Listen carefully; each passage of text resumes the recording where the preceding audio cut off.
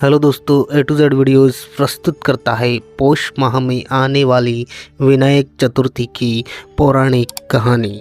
श्री गणेश चतुर्थी व्रत की पौराणिक कथा के अनुसार एक बार भगवान शिव तथा माता पार्वती नर्मदा नदी के किनारे बैठे थे। वहाँ माता पार्वती ने भगवान शिव से समय व्यतीत करने के लिए चौपड़ खेलने को कहा। शिव भगवान चौपड़ खेलने के लिए तैयार हो गए, परंतु इस खेल में हार जीत का फैसला कौन करेगा, यह प्रश्न उनके समक्ष उठा। तो भगवान शिव ने कुछ तिनके एकत्रित कर उसका एक पुतला बनाकर उसकी प्राण प्रतिष्ठा कर दी और पुतले से कहा, बेटा, हम चौपड़ खेलना चाहते हैं, परंतु हमारी हार जीत का फैसला करने वाला कोई नहीं है, इसलिए तुम बताना कि हम दोनों में से कौन हारा और कौन जीता। इसके बाद भगवान शिव और माता पार्वती का चौपड़ खेल शुरू हो गया। यह खेल 3 बार खेला गया और संयोग से तीनों बार माता पार्वती ही जीत गई। खेल समाप्त होने के बाद बालक से हार जीत का फैसला करने के लिए कहा गया, तो उस बालक ने महादेव को विजय बताया। यह सुनकर माता पार्वती क्रोधित हो गई और क्रोध में उन्होंने बालक को लंगड़ा होने, कीचड़ में पड़े रहने का श्राप दे दिया।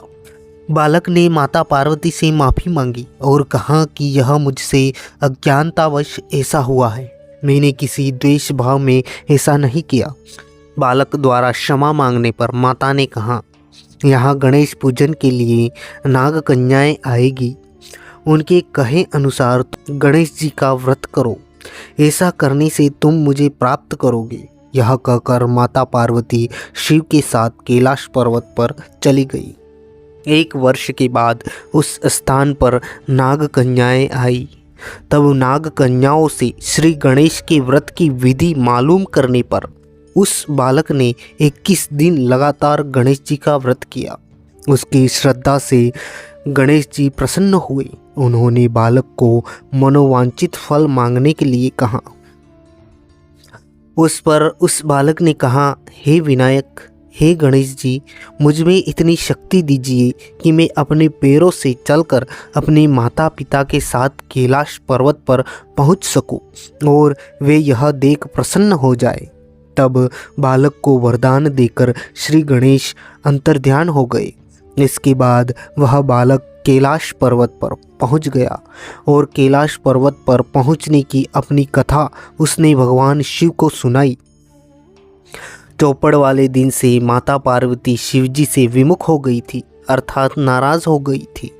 अतः देवी के रुष्ट होने पर भगवान शिव ने भी बालक के बताए अनुसार 21 दिनों तक श्री गणेश जी का व्रत किया। इस व्रत के प्रभाव से माता पार्वती के मन में भगवान शिव के लिए जो नाराजगी थी वह समाप्त हो गई। तब यह व्रत विधि भगवान शंकर ने माता पार्वती को बताई।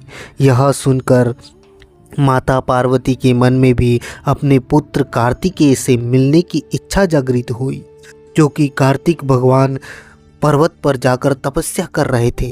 तब माता पार्वती ने भी 21 दिन तक श्री गणेश का व्रत किया तथा दूर्वा फूल और लड्डुओं से गणेश जी का पूजन अर्चन किया।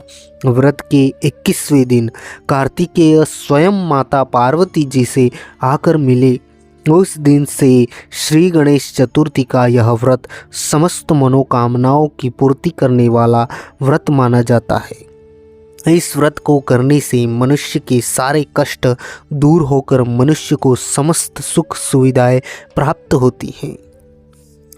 तो मित्रों, यह थी कहानी पौष मास की विनायक चतुर्थी, भगवान श्री गणेश चतुर्थी की।